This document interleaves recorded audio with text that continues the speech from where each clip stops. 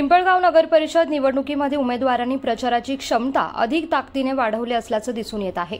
प्रभाग क्रमांक 8 मध्ये ग्रामपंचायत कार्यकाळात मोठ्या प्रमाणात कामे केली गेली आहे आणि भविष्यात देखील या प्रभागातील अनेक प्रश्न मार्गी लावणार आहे। तसंच निफाड तालुक्याचे आमदार दिलीप काका बनकर यांच्या माध्यमातून या प्रभागामध्ये मोठा निधी आणण्याचा संकल्प असून आमचे राष्ट्रवादीचे नगराध्यक्ष पदाचे उमेदवार इंजिनियर गोपाळकृष्ण गायकवाड, शीतल दीपक मोरे, राहुल अरुण बनकर तसंच तीनही उमेदवार घड्याळ या चिन्हावरती मोठ्या मताधिक्याने निवडून येतील असा विश्वास दीपक मोरे यांनी प्रचार दौऱ्यामध्ये व्यक्त केलाय।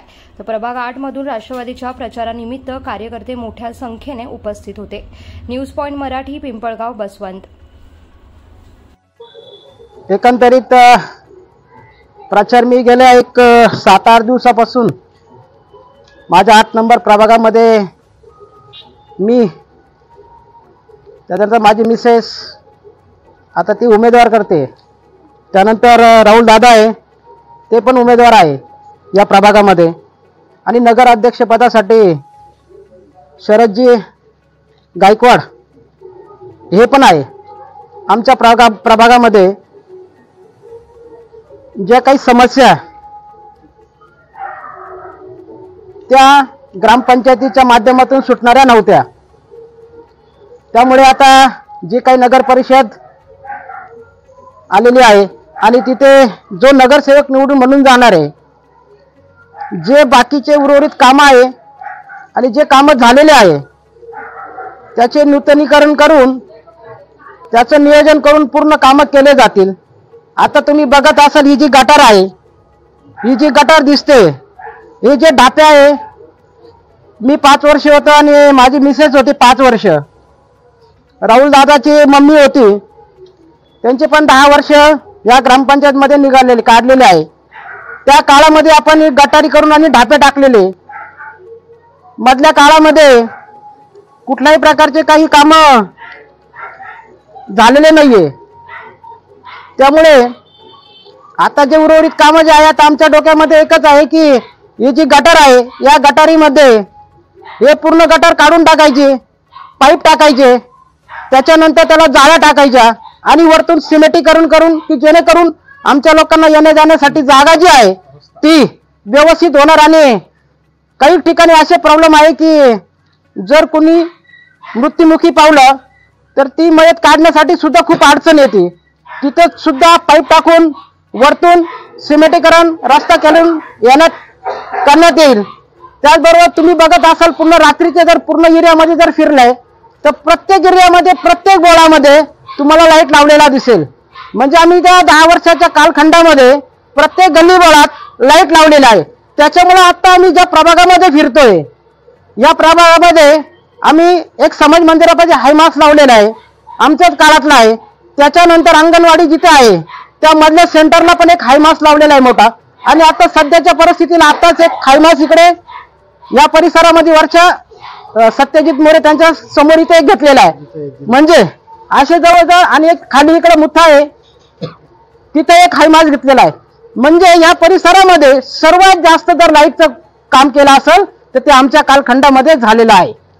त्यानंतर जे काही समाज मंदिर असेल ते समाज मंदिर सुद्धा आम्ही सत्तेत नसताना या एरियासाठी, या समाजासाठी करून घेतलेलं आहे। त्याचबरोबर संडास बाथरूमचे पण काही वेळेस कामं केलेले आहे। आता आमचं एकच विजन आहे, जे संडास बाथरूम आहे ते स्त्री आणि पुरुष याच्यासाठी एकदम चांगल्या पद्धतीचे, चांगल्या क्वालिटीचं संडास बाथरूम बांधण्यात, एका बाजूला सगळे पुरुष असणारे, एका बाजूला सर्व स्त्री असणारे, अशा पद्धतीने आम्ही ते काम करणार आहोत। त्यानंतर जो काही पाण्याचा प्रश्न आहे, आता पाण्याचा प्रश्न मी तुम्हाला सांगतो की काही भागामध्ये अजून पण पाण्याचं प्रमाण कमी आहे, कमी प्रमाणात पाणी येतं। तर मला या पूर्ण प्रभागाचा अंदाज आहे, माहिती आहे। त्याच्यामुळं माझी जी मिसेस आहे तिने पण 5 वर्ष सत्ता भोगलेली आहे, तिला पण त्यातली माहिती आहे। आता इकडनं मला एक नवीन पाईपलाईन टाकायची आहे, मुथापासून तर इथून तिकडे पूर्ण डायरेक्ट जी कुराडे कंपनी असतात तिथपर्यंत एक पाईपलाईन घ्यायची, का जेणेकरून यांना पाण्याचा प्रश्न भविष्यात राहणार नाही।